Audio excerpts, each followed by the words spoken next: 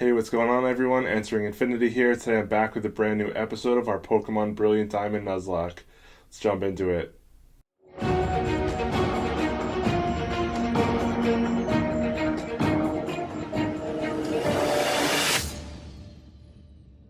Alright, so the format of these last five videos of the Elite Four and Cynthia battles, I'm going to be formatting a little bit different. So the first half of these episodes are going to be me going over the battle strategy and battle analysis to kind of go over what the game plan is and the different strategies that I came up with and how we're going to be going about doing the battles.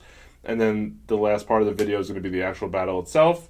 If you're not interested in the strategy part and you just want to see the battle, I'll put the timestamp in the description below so you can just skip right ahead and jump right into the battle. So again, when it comes to this Elite Four and this champion battle, it's certainly not like anything I've ever seen before. I've played my fair share of Pokemon games while I missed a couple gens in the middle, including the original Diamond, Pearl, and Platinum games. I just have never seen anything this difficult before because to my knowledge, I've never seen main story Pokemon be, IV bred and EV trained and have egg moves and have professional held items. Like, I've never seen Pokemon like this before, so I'm really happy that I ended up not going through it blind after what happened with Volkner. Because of that, I can now save this run because I just feel like I've worked way too hard to throw the run at this point, and I'm really happy I made that decision. Because even after seeing all the stats and all the Pokemon and everything about the Elite Four and Cynthia, it still took me several hours to come up with a solution on how I was possibly getting through this. Because my goal is to not lose any Pokemon in the process, and I really don't want to use any healing items, even though I am allowed to based on the original rules that I set out in the Nuzlocke in the beginning. I did come up with a strategy for all of them, so we're going to be at each different trainer. We're going to be switching up in between. We might be switching up moves and switching up items and switching up our strategy on how we're going to go about doing it. The way I've done it is pretty much that one of the Pokemon on my team are going to set up and then try to sweep through the rest of the team pretty much almost exclusively. So that's pretty much what it's going to look like. One of my Pokemon might not actually even be used at all, only if things are an emergency. So we'll see if that happens. But yeah, I worked really hard coming up with these strategies, and I think you'll find it interesting kind of how everything came about.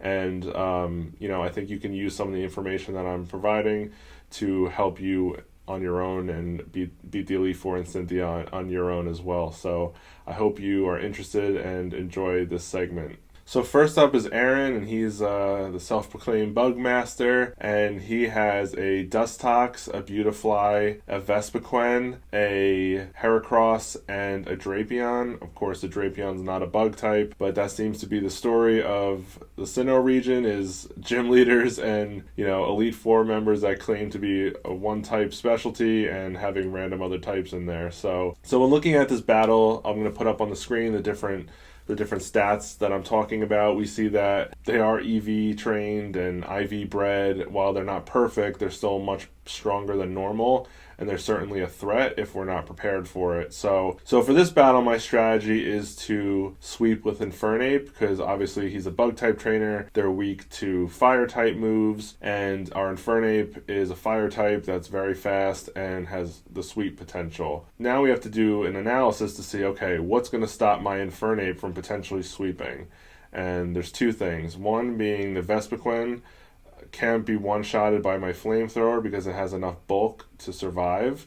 And two, the Drapion is not a bug type, which means my flamethrower will not be able to one-shot it. And also, it is very fast. So if you look at the speed, it's the fastest Pokemon on his team at 176 speed after doing the calculations. So what I had to do is I had to ensure that my Infernape was going to be at least 177 going into this fight at level 65, because otherwise the Drapion would outspeed us and potentially one-shot us with an Earthquake. The second problem with the Drapion is that it can live a flamethrower, so if I can't one-shot it, I'm going to die to an Earthquake. So there's a few issues that I had to work out here, and the way I came up with the solution was that I had to re-EV train my Infernape in order to be able to get to that 177 speed stat. And the way I did that was by using some of the berries that we picked up along the way that reduce some of your EVs by 10. So what I did was I used like a few that reduced my defense and special defense and HP XP, and then once I cleared some room, I then used a few carboses, and then those helped get our speed stat to be at least 177. So now I solved one of the problems, which is how do I outspeed the Drapion? So now we outspeed the Drapion, so how do we one-shot it without getting killed by an earthquake? So now we had to figure out how do I boost my stats so that I can one-shot it? And my answer to that, because I want to use flamethrower, so I need to increase my special. So the way I'm going to go about doing that is I taught my Infernape nasty plot. So at a certain point in the battle, when it's safe, I have to set up my nasty plot. That'll get us to +2 special attack, and at that point, we'll be able to one-shot everything on his team, including the Drapion, with a flamethrower, and we outspeed it, so we'll be good. So the question is now, when are we going to set up the nasty plot? So looking at his team, I think the most opportune moments to do that is when he sends out his Beautifly or his Vespiquen, because those are the two Pokemon that can't threaten us with the one-hit KO, and after that, as long as we could take one attack, we could sweep the rest of his team from there. So even if the Beautifly does click Quiver Dance on turn 1, which you see that it has, it would bring its speed stat up to 175, and thanks to us re-EVing to get to at least 177 to outspeed the Drapion, we now also outspeed the Beautifly at +1, so we don't have to worry about that killing us. And also, Quiver Dance will also put its special defense at +1, but based on our damage calculations that I did, a +2 flamethrower will still one-shot a +1 special defense Beautifly. So that solves our problems. I'm not sure what order he's going to send out his Pokemon. What does seem to be the case is with all of the Elite Four and Cynthia is that they do save their ace Pokemon for last. Otherwise, they could go in different order after the first one. So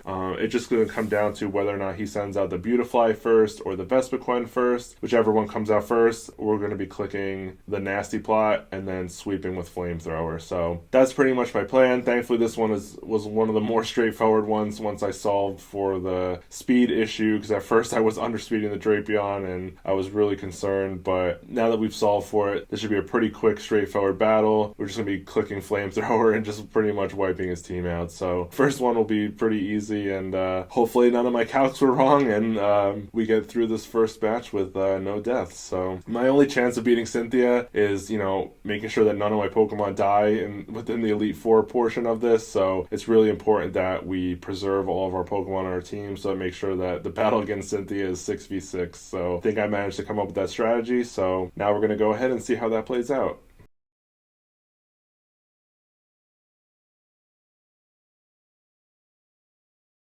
Alright, so it's finally time to start the Elite Four. We've done all the preparation we can, and we're ready to do this. So just to clarify, the level cap was at 64 coming into this. Now that we've officially started the Elite Four, that level cap is now no longer relevant. So it is now effectively 100, so you're going to see that down below. Hoping I did all my calcs right and I didn't mess anything up, because we cannot afford to lose a single Pokemon up until we get to Cynthia. So alright, let's do this. Hello, welcome to the Pokemon League. I'm Aaron of the Elite Four. It's good to meet you. Oh, I should explain. I'm a huge fan of bug Pokemon. Bug Pokemon are nasty mean, and yet they're beautiful too. Would you like to know why I take on challengers here in this room? It's because I want to become perfect, just like my bug Pokemon. Okay, let me take you on. That stands. He's like, welcome to the Thunderdome, motherfucker. That's what I think of when I see that. Alright, we got this. Should be an easy sweep. Please hope I didn't screw up these calcs. Alright, we got this. We got this. Positivity. Positivity. And we got Harambe. It's all good. Alright, turn 1, we click Flamethrower. And we one-shot. And again, our strategy is we wait until he brings in the Beautifly or the Vespiquen. As soon as one of those come in, we click Nasty Plot and we sweep. Whew! Alright, one down. And everyone hits 65. Let's go.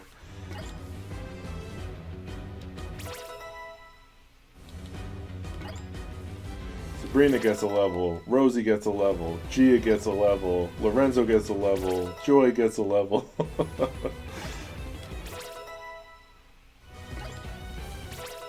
Alright, we got this, we got this. Alright, so he goes Heracross. Okay, I didn't think he'd do that, but that's fine. Based on my calcs, Flamethrower should one-shot this, so we're going to click Flamethrower. Beautiful. Woo! Let's go, Harambe.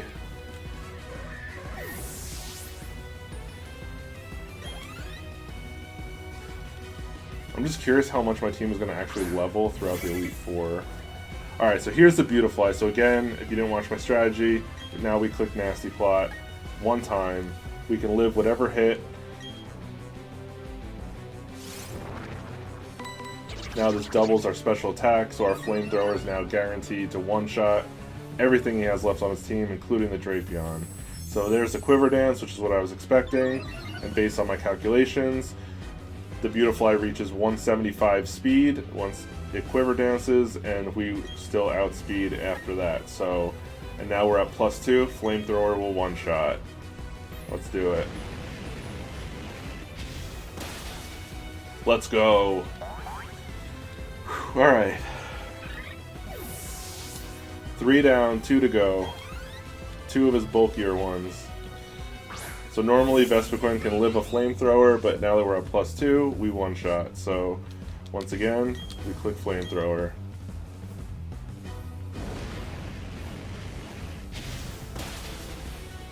Let's go. Alright, get some EXP. Now it's time for the Ace, Drapion. This is a calc that I really need to make sure I didn't mess up here, because if we eat an Earthquake, I'm pretty sure we're going to die. So, here we go. Flamethrower should one-shot.